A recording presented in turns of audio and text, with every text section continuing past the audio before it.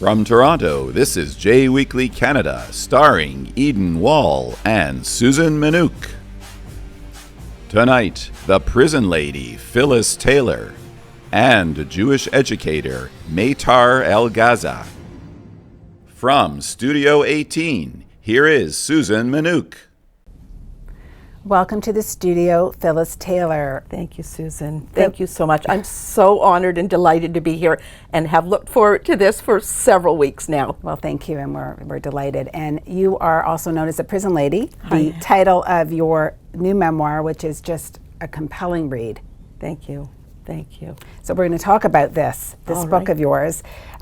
So you say the universe had a plan, and you worked in law for years and years and years until you didn't. Yes. And then Oprah Winfrey, Oprah, Yes. how did she play a huge key factor in the next chapter of your life?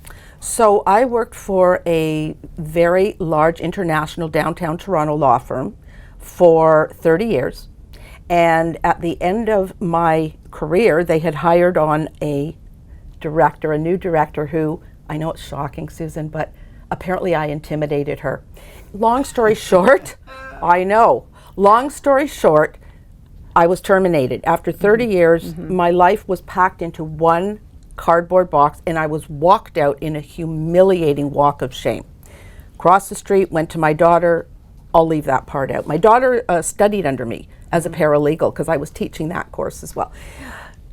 And a couple of months later, it was 2 months later, I went to Oprah Winfrey's life class when she attended in Toronto, which goes back about 12 years now. And they had Skyped in 6 women from a penitentiary in Indiana. And I was watching Bishop T.D. Jakes on the stage speaking about gratitude. And I'm sitting there like, who the heck knows from gratitude? I don't care about gratitude. Just get me out of here. I didn't want to go. A girlfriend took me there kicking and screaming.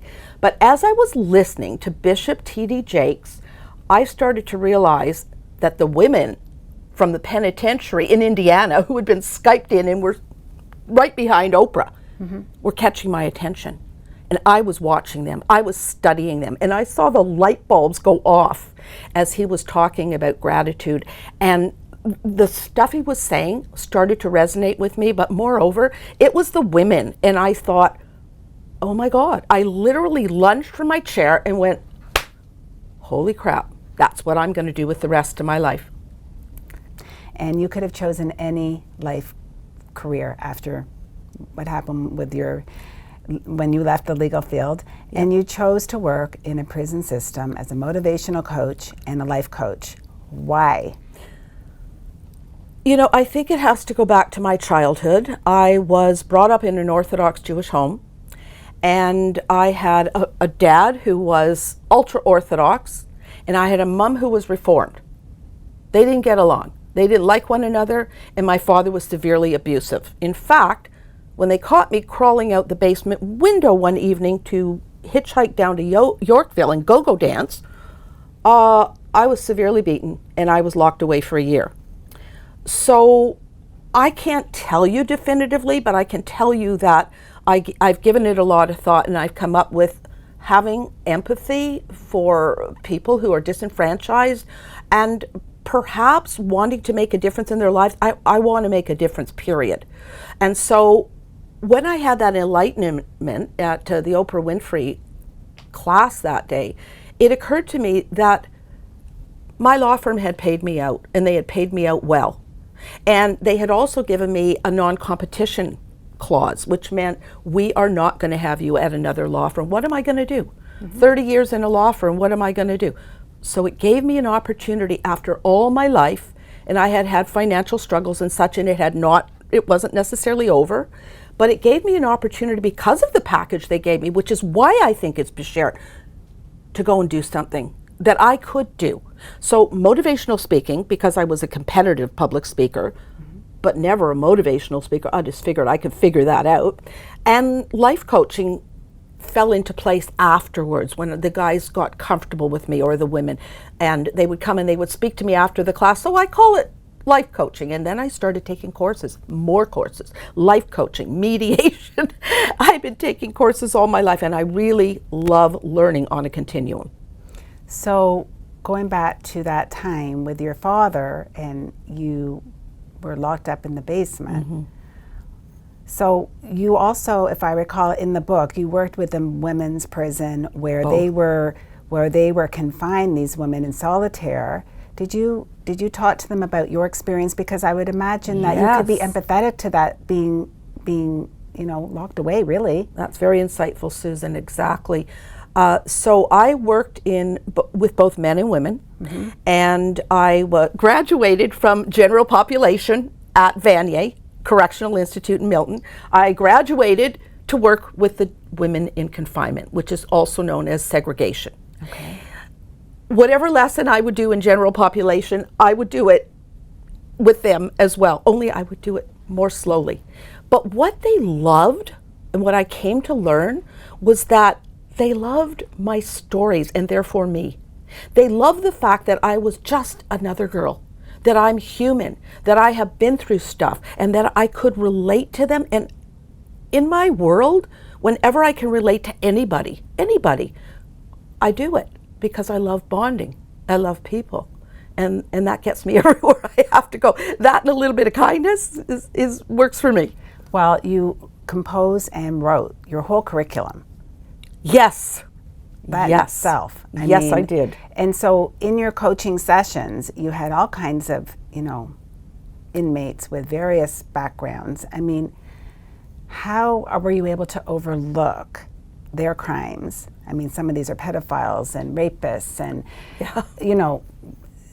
quite extreme. How were you able to not judge what they had done and then treat them, to give them hope and to give them... I don't know.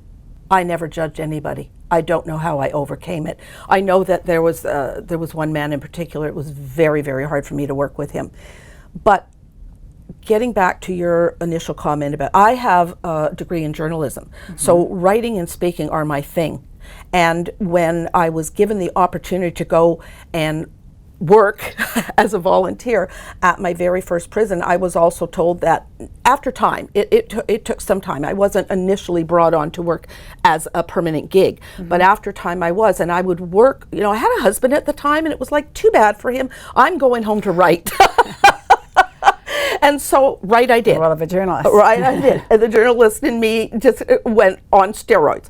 And so I picked topics, and everything I wrote had to be vetted by the educational director and director of volunteerism.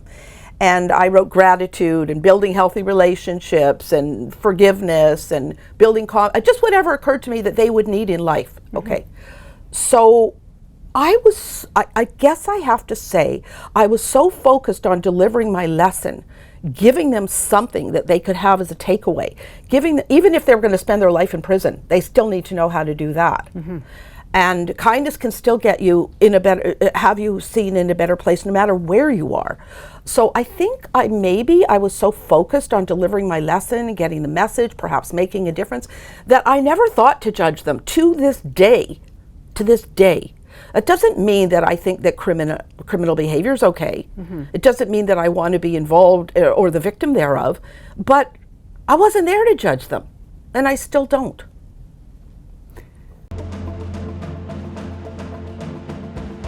You're watching JWeekly Canada. We'll be right back.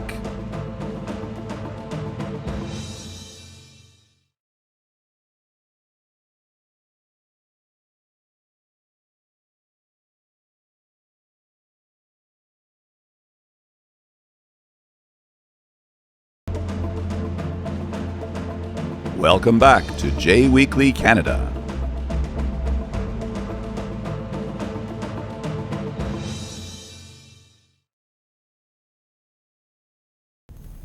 So let's talk about how many prisons, first of all, that you worked in. There's been 5. 5. Okay. So in your coaching sessions, right, you've got your inmates. How are they responding? Because I know that, from what you've written in the story, it was important to you to show respect, because we all respond to respect. Yes. And I'm thinking that these prisoners perhaps haven't been shown a lot of love and respect and kindness. And you specifically said you shower them with kindness. So how did you build that into curriculum, and what was the response to that? So the way that it evolved, I came in and I would deliver a 2-hour segment. So I would come in, and if I was doing, for example, gratitude, I would come in and I would also create PowerPoint slides, and I have a technical background, so I would create PowerPoint slides, which I still use when presenting at synagogues and such. And I was just focused on delivering, so it's presentation style. And we would have limited, at my height, I had 100 men in my audience, biggest audience in Ontario. And, it's word of mouth. So let's talk about the fact that you're Jewish. Were there any Jewish prisoners that you interacted with, and did they know that you were Jewish? And what was their reaction, if so? So I'm very Phyllis, and so whether I am here, there, or in prison, I'm still the same Phyllis. And I would from time to time use a Yiddish word and explain it. So for instance, even in my writing, if I'm using the word beshert, I'm going to say like this: divine intervention, the universe had a plan. So it was very obvious that I was Jewish, and I wanted it to be obvious. And sometimes I would make a point of saying, well, I'm Jewish, and when I was growing up, yada yada. I did that because I felt it was important in this community, which is the prison population, that they understand who we are, because there's so much out there of diverse opinions, not all of them, as we know, favorable. I thought it was important for them to understand that someone that they had come to know and love and respect was Jewish. How could that be bad for us? And so at every opportunity, I would do that.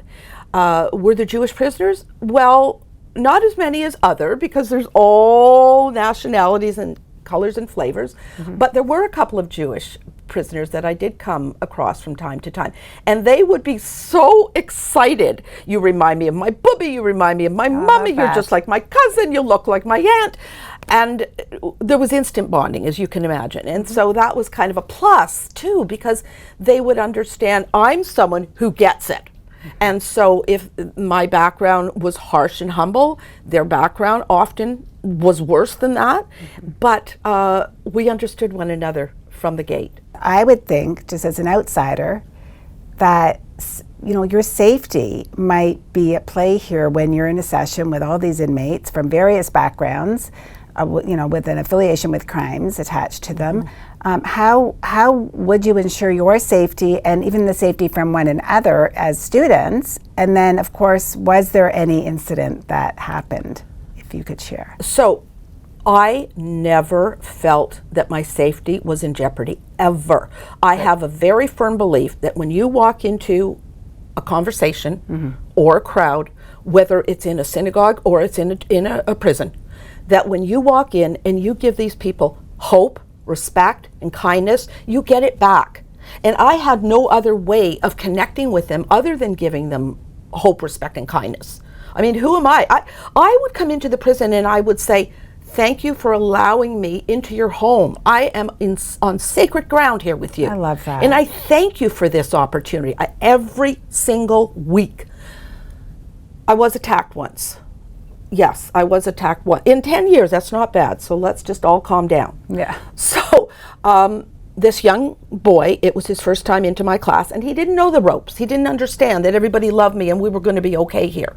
And I have a rule. I want everyone to sit in a circle, so that, and it can be many circles if I have 100 men, so that I can see the whites of your eyes. No one's to be behind me. I need to be able to see the white.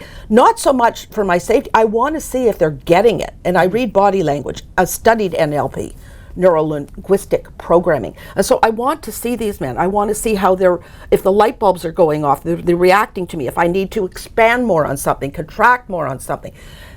I went to the back of the room and I said to this young boy, Hudson, I said, I need you to pull your chair into the circle. There was many, many people in the room at that time. And he was sitting back on his chair, saloon style on the back too. Like I was afraid he was going to get hurt. He didn't answer me, he grunted. So I walked away and I thought, just give him time. Walked back 2 minutes later, because time is of the essence everywhere we go. And I said, I'm not sure if you heard me, I need you to pull your chair into the room. And he lunged out of his chair and threw it harshly against the back wall, right where he and I were standing. And the chair reverberated back on me. Before I could even think, oh my God, I couldn't even think, oh my God, I had 5 men lift him up and carry him out into the hallway, because I'm in a room with 100 men and a door is closed and no guard. Oh my. They carried him out, and several more, I'm going to say 2 or 3, but it's a bit of a blur now, escorted me to my chair, calmed me down and spoke to me because I was upset. This is a wonderful book, The Prison Lady. So, and where can viewers get this book? Probably anywhere that books are sold, and more specifically on Amazon globally. Amazing. Thank you. You're watching Canadian Jewish Television. My name is Susan Minuk. We'll be right back.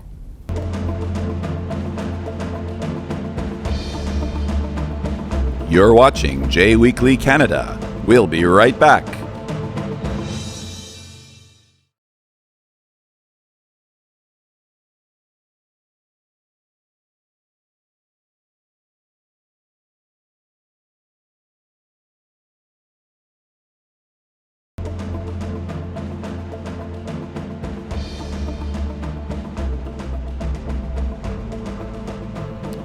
Welcome back to JWeekly Canada. Here is Ieden Wall.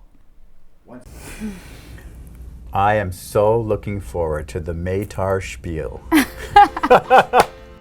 And I saw your video, which went viral to TikTok, over 1 million views. What was the final count? I think it was, by who's counting, right? Yeah, 1.3. exactly. 1.3 million viral fame for your video that you did on Modeh Ani, the secret to how Jews start their day. And I loved it.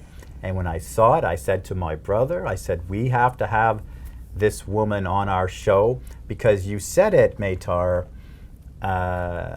in your own way, which was frenetic and fun and serious and passionate and a little bit of glamour. And you have your own way. And in Judaism, we believe so strongly that every human being, every neshama, comes into this world with its own unique light. Yes. And I was really struck by your video, and I wanted you to come on here to answer a few questions, one of them being, what is the secret? Because we have a lot of non-Jews that watch this show, and I love it. They're so interested and fascinated in how we live and the secret to our success. And I believe how we start the day might just be the pillar of our success. Do you want to share, that's your camera there, do you want to share how we start our day in Judaism? Yes, I mean, you said that so beautifully. How we start our day, well, everything kind of ties in ultimately to that individuality, like you mentioned. There's no real structure and there's no one secret, but there are concepts that shape us and have shaped us since the beginning of our time as a nation. And we have seen a lot of different forms of successes, where it's like, well, today there's, the stereotype of the financial success, but there's also the idea that we've prevailed through so much, and that's a success. And just success in keeping our culture so rich throughout the millenniums, right? So it really starts with the way we wake up in the morning, I think, and it actually ties into the essence of us. It does. Yes. The way we actually wake up, before we do anything, before we even get out of bed, is we say a prayer called Modeh Ani, which translates to, I am thankful to you. And in that prayer, we're basically thanking God for bringing our soul back into our body. There is a concept in Judaism where our soul leaves our body a little partially. We go through like a cleansing process. We go through a justice process. And when we wake up in the morning, then that is the ultimate evidence that actually the world still needs us, because God could have decided otherwise. So first and foremost, we thank God for bringing us back into the world. And if he brought us back into the world and we opened our eyes, then everything is ahead of us. Everything is possible, because the first step of living is living. And so everything is possible It's so true. And before we've done anything, right, just as our eyes open, we give thanks and gratitude to the Creator, because we shouldn't take it for granted. But we often do, that we were given another day. Yes, and actually today, modern psychologists and psychotherapists and a lot of, holistic research, they've proven that, yes, that every person that comes in from a notion of abundance, of gratitude that there's nothing lacking, they're actually opening those portals to get in. More and more and more. Yeah. Isn't it amazing? Oh, it's wonderful. And yeah, we didn't need them to tell us that because we already had it embedded. We but already the fact that it's proven, it, and we've known it for thousands and thousands of years, and we're the recipients, right? So let's go through the Hebrew, just even the first few lines. It's so beautiful. Let's do it. So the Hebrew, this is biblical Hebrew. Yeah. So it starts with modeh ani. What's interesting is the word modeh is the word for gratitude. The actual verb of gratitude is hodaya. Right. Thankfulness, thanksgiving. Right. Those same letters are in the word Yehudi. Right. So actually, which means Jew. So actually, the whole essence of a Jew is that we were brought down to acknowledge God and thank Him. It's so inspiring for me to see such a beautiful, passionate woman who wants to share the beauty of Judaism, because after thousands of years, there is still something exquisitely beautiful, and why we're still here, it's a mystery, but I believe it has a lot to do with the things you mentioned today. I wish you continued success. Amen. Thank you. And peace in whatever journey you take. Thank you for this opportunity. Okay, really. It's amazing to meet you.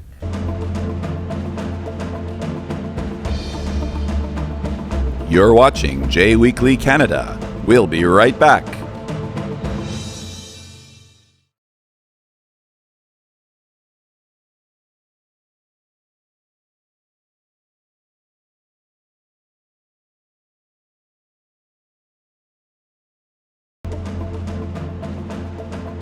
Welcome back to JWeekly Canada.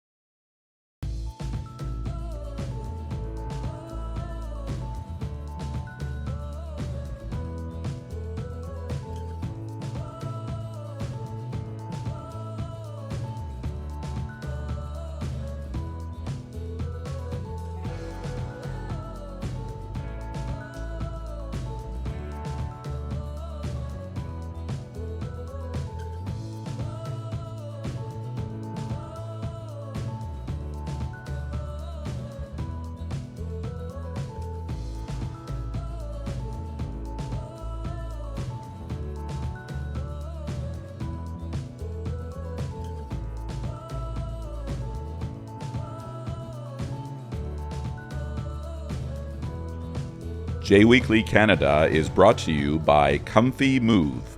For your next move, please go to comfymove.ca. Key West Video. For your next commercial or corporate video, please go to keywestvideo.com. Melanie Lynn.